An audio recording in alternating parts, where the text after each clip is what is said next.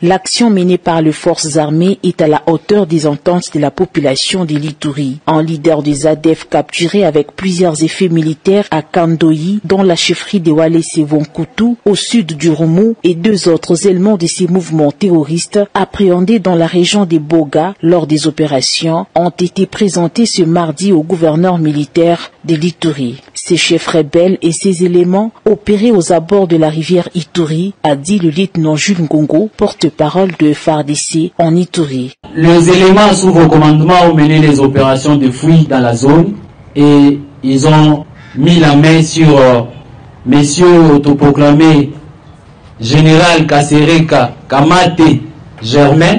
Vous savez que le pont Ituri à un certain moment était devenu le couloir de la mort, où les ADF voulaient prendre cet espace pour mener leurs actions. À chaque fois, ils font les incursions. Et lorsque nous poursuivons ces ennemis, on était 2 fois surpris qu'ils ont déjà traversé de l'autre côté. Et alors, c'est grâce à ces dinghies qui constituaient en fait l'élément moteur de leurs actions.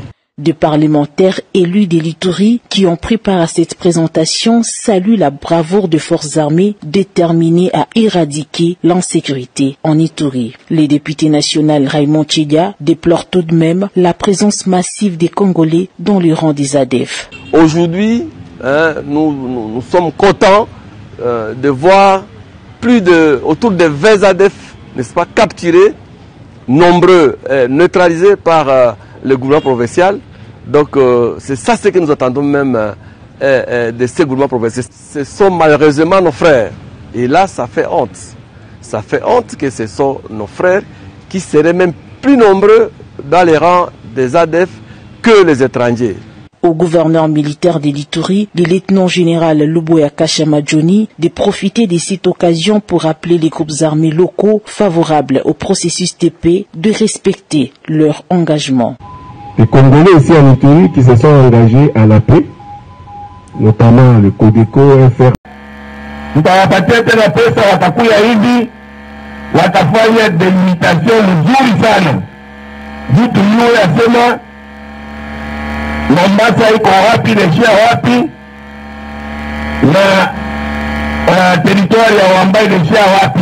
Cette promesse faite par le gouverneur militaire de l'Ituri lors de sa mission d'itinérance à Mombasa au mois de juillet est à ce jour réalisée. Fini le conflit de limites administratives entre le territoire de Mombasa en Ituri et celui de Wamba dans le Haut-Touélé au niveau de l'agglomération de Nyanya. 2 bornes ont été placées de part et d'autre de la rivière Bangambo, située à 3 km de la dite agglomération, et 2 autres de part et d'autre de la rivière Amanzao, à 19 km par les experts de l'Institut géographique du Congo. Un extrait du communiqué final des travaux de délimitation clôturés le vendredi dernier et lu par Godefroy Kwanza, inspecteur provincial de la territoriale. Il y a lieu de rappeler que la démarcation des limites administratives entre les 2 provinces n'interdit pas aux personnes de s'installer là où elles veulent. Les 2 parties se sont accordées pour un moratoire en durant 3 mois pour la délocalisation des bureaux de différents services. Cependant, les barrières et les pancartes doivent être enlevées illico. La résolution de ces conflits de limites vieux de plus de 25 ans saluée par les habitants de Nyanya. Nous, les habitants de Nyanya, nous sommes ravis pour cette nouvelle parce que nous ne sommes pas arrivés à nous battre. Et nous remercions les gouverneurs par la réalisation de ces travaux. Notons que les travaux de démarcation des limites administratives entre l'Ituri et le Haut-Touélé au niveau de Nyanya sont intervenus après ceux effectués entre les 2 provinces en territoire d'Aro. Une preuve de plus que l'administration militaire apporte des solutions sur tous les plans en Ituri dans une approche globale en exécution parfaite des instructions du chef de l'État et commandant suprême de FARDC, Félix Antoine Tshisekedi Tshilombo.